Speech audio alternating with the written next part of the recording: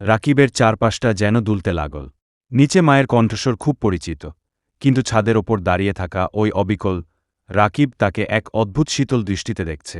Rakib pocket থেকে phone বের করার চেষ্টা করল, কিন্তু দেখল তার হাত কাঁপছে। ছাদের ওপরে সেই ছায়া রাকিবের দিকে এক পা এগিয়ে এসে ফিসফিস করে বলল, তুই সময়ের আগেই চলে এসেছিস রাকিব।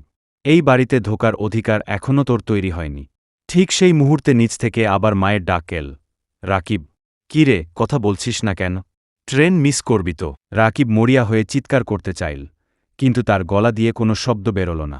হঠাৎ সে খেয়াল করল, তার চারপাশের গ্রামের চেনা পরিবেশটা ধোঁয়ার মতো মিলিয়ে যাচ্ছে।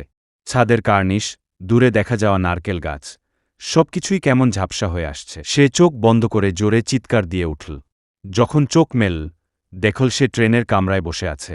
ট্রেনের চাকার খটখট শব্দ আর যাত্রীদের মৃদু গুঞ্জনে তার তন্দ্রা ভাঙল। বাইরে ঘুটঘুটে অন্ধকার, কপালে বিন্দু বিন্দু ঘাম জমেছে। সব কি তবে স্বপ্ন ছিল? রাকিব স্বস্তির নিঃশ্বাস ফেলল। পকেট থেকে মোবাইলটা বের করে সময় দেখতেই তার বুকটা ধক করে উঠল।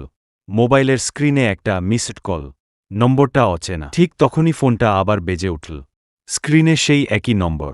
কাঁপা কাঁপা হাতে রাকিব কলটা রিসিভ করল। ওপাশ থেকে সেই একই বিভীষিকাময় কণ্ঠস্বর ভেসে এল, ট্রেন থেকে নেমে যখন স্টেশনে দাঁড়াবি, ডানে তাকাবি না। আমি তোর পাশেই থাক। ট্রেনটা একটা লম্বা হুইসেল দিয়ে স্টেশনে ঢোকার সংকেত দিল। রাকিব জানলার বাইরে তাকিয়ে দেখল স্টেশনের নামফলকে লেখা তার গ্রামের নাম। কিন্তু অদ্ভুত ব্যাপার হল, পুরো স্টেশনটা জনমানবহীন, আর কুয়াশায় ঢাকা প্ল্যাটফর্মের এক কোণে সাদা কাপড় পরা কেউ একজন দাঁড়িয়ে আছে।